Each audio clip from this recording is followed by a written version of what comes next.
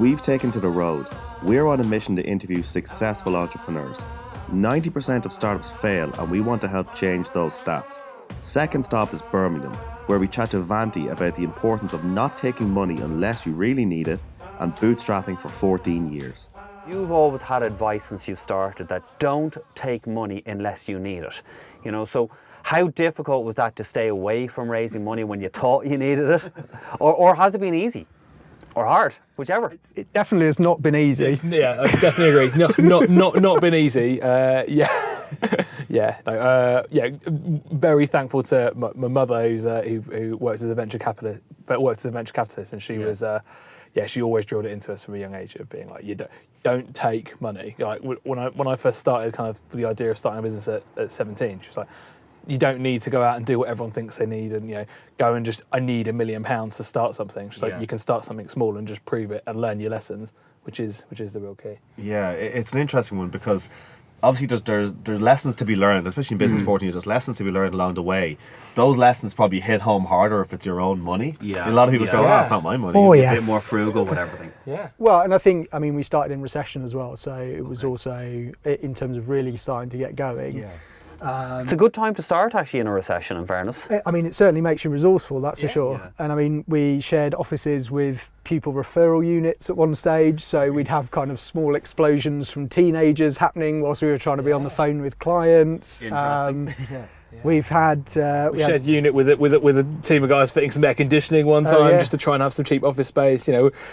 We worked out of your dad's spare room for a bit. Yes, we did. Back bedroom. Awesome. So we've been about the place, and still now today we're in premises that are bargain rent wise, and yes, we have to take the pain with when it rains. How many of you are there?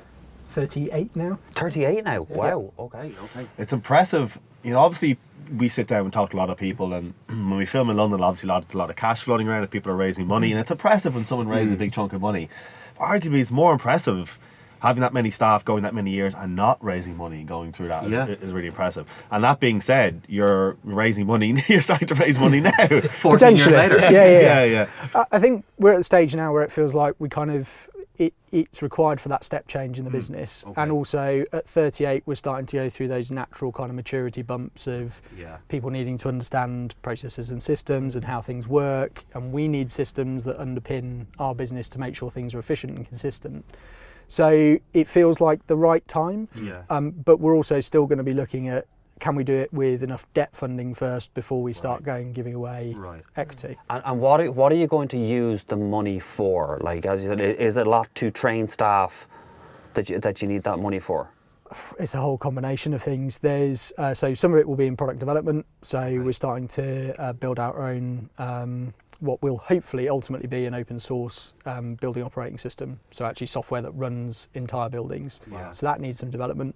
We've also got smaller products under development, so desk sensing and room booking. So they're actually being applied into workplaces, so that needs some funding. And then, as I was saying, just generally kind of tidying up everything internally around our own kind of systems and making sure that data's the same, because people phone Vanti now and they expect one voice, one response, not I need to speak to Dave because he knows the information. That's not good enough anymore. Yeah, of course. What advice, obviously, because there's a lot of entrepreneurs watching the show, building and scaling businesses. What advice would you give about being able to, hire that many staff and keep things going? And because obviously, like 38, it's a lot of staff to kind of keep happy and keep motivated. And what's your how was that scaling that team up? I think something that's really important, I guess, was you have to kind of know where you're at and know what your kind of core skill is, I guess. And actually, I think pretty fair to say, both of us realised quite early on, after probably the first, maybe the first 20 staff, we realised that actually that's neither of our core skill set in terms of developing those people. And actually, just you got to be straight with yourself at some point and go, do you know what, like. It's that thing of if you might be the best person technically at something, but that doesn't make you the best person at running or growing a business. You need to have make sure you put the right people around you to be able to make that happen. And you also say that you've worked in a couple of different areas, like in spaces, and shared with a couple of different companies. Have you seen many startups or many small companies that you've met along the way? Have you seen any of those fail or suffer with anything? I think there are a fair number at Innovation Birmingham, weren't there, in terms of when we were there. But that was, they had their own accelerator, their own kind of startup incubator. And so I think, and even the graduate program in BC as well. I don't know if you've talked to Aston at all, Aston Uni. So they have this kind of graduates wanting to start their own business as a kind of first step. So I think it felt like very natural in that environment. I think that almost maybe made it slightly less scary. Yeah, because it was almost, that was the norm around us kind of thing. Before we got to Innovation Birmingham, we were probably a lot more petrified of failing than I think we were when we were there, because actually there were lots of people there who were like, yeah, I'm on my third business now. I'm like, okay, this is our first one. It's not as daunting as see other people go through it. Yeah. Well, and I think there was, I know there's the whole kind of, fail fast and all that kind of stuff that gets spun out of Silicon Valley, but I do think there were some people who really kind of epitomised that around us in terms of, as soon as they recognised something wasn't working, they either pivoted it or shut it down and did something else. So, maybe I'd never really thought of that before, but maybe it did. We were just normalised to it. Yeah, and I think there were people, and then we've had certainly like competitors that have started about similar times to us that have grown, and even recently, even 7 or 8 years later, or would end up going out of business. And I think one of the things we did quite well was we did do like sustainable growth. And we did, because it was our own money, it forced us to be like a little bit sensible in terms of how we grew every year, but we just sustained it at a sensible level rather than kind of going too big too quickly. And that then so many people that we've seen, like they suddenly got a cash injection and went, great, let's just bring in a stack of people without really being set up for it, because it was almost like the money was going to solve all their problems. But actually, if you don't know how you're going to spend it, then it's a bigger problem. It's a problem itself. And I think to build on that as well, the other thing that we've focused a lot on is culture. And I think since, as Raj was saying, when we recognised that we weren't the best people to grow the business, we brought in Faye 3 years ago to really focus on operations and people. That made a huge difference then, because not only was it not coming from us, but also we managed to retain a lot more people, and we've really focused on making it really inclusive. Amazing. Is that a difficult step? Because it's not like most people can turn around and go like, we're not the right people for this job, right? Or to grow, or whatever it might be. Like, it's a difficult one to address when you're founders and you've got employees, and it's real, right, we need to bring someone in who can really help us here. Was that a difficult decision to make? Yeah, I think it's not an easy one. It's not an obvious one. It's not an easy one. It's not an obvious one. I've got a really good friend of mine is an engineer. Actually, he's a race mechanic, and he always tells me a story of how he's like, I can be the best race mechanic on the track and on the circuit, but eventually, if you're good, you'll just become a manager. And he was like, but then I'm not the best mechanic. I'm certainly not the best manager, because I'm not working on the things I'm good at. And he was like, I could learn to do that, but also there are people who are much better at that than me, and it's just being real with what your skill set is. And I guess a lot of traditional kind of things around like pay structure and organizational structure and hierarchy mean that we're all driven to kind of climb this ladder, and that's part of the reason why we don't have such a kind of traditional hierarchy, because we don't want to encourage that. Actually, what's really important is going, these people are really skilled or really interested in this area. It's okay to let them be good at that, and they can be good at that without needing to kind of climb up to be a manager or to do something else. And so, and there are equally people who are really talented at growing the business or developing culture and like working with our people. And actually, it's really important to let them do that job.